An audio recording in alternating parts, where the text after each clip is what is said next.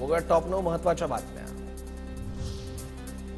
जालन्यातील कैलास बोराडेला चटके दिल्याच्या प्रकरणाला नवबळ। कैलास बोराडेचा मद्यधुंद अवस्थेतील व्हिडिओ जरांगेंनी दाखवला। बोराडे मद्यधुंद आणि अर्धनग्न अवस्थेत मंदिरात गेल्याचा व्हिडिओ। दैवताला कलंक लागणाराला सुट्टी देता कामा नाही, अजिबात सुट्टी देता कामा नाही। मुख्यमंत्र्यांनी गृहमंत्र्यांनी देवदेवतांसाठी महापुरुषांसाठी कायदा अधिवेशनात पार करायला पाहिजे, मोक्या अंतर्गतचाच कडक। जालन्यातील चटके देऊन मारहाण केल्याच्या प्रकरणातील आरोपी नवनाथ दौंडचा आणखी एक व्हिडिओ समोर। पैशाच्या वादातून कुऱ्हाड घेत ग्रामस्थांच्या अंगावर धावून गेल्याचं समोर। औरंगजेबाची कबर जेसीबीने खोदून काढा, महापुरुषांवर बेताल वक्तव्यानंतर उदयनराजे भोसले आक्रमक। अणगुळ ह्यांना काय खोदून टाकाय नसतं काय, किती लागतं? एक जेसीबी मारला खपकीने गेलं की गेलं, या टाकून कुठेतरी।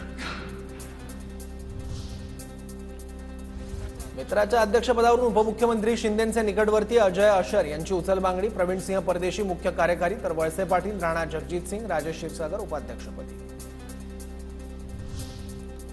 अजय अशर शिंदेच्या पैशांचे व्यवहार ठेवणारा माणूस। अजय अशर देश सोडून पळाल्याची माहिती। अशरसह त्याच्या आकांवर ईडी कारवाई करणार का, संजय राऊतांचा सवाल। आणि त्याचे राजकीय आखा ही ईडीची फिट केस आहे, पण ईडी यांच्यापर्यंत पोहोचणार आहे का?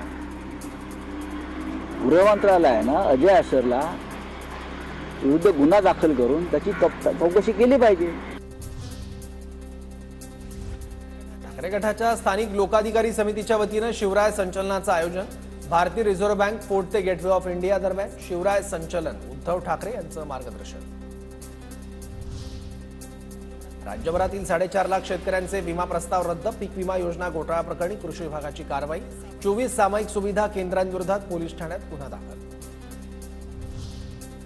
छत्रपती संभाजीनगरला पिण्याच्या पाण्यासाठी तारीख पे तारीख पाणी योजनेसाठी डेडलाईन आता 31 मार्च ऐवजी 30 एप्रिलची।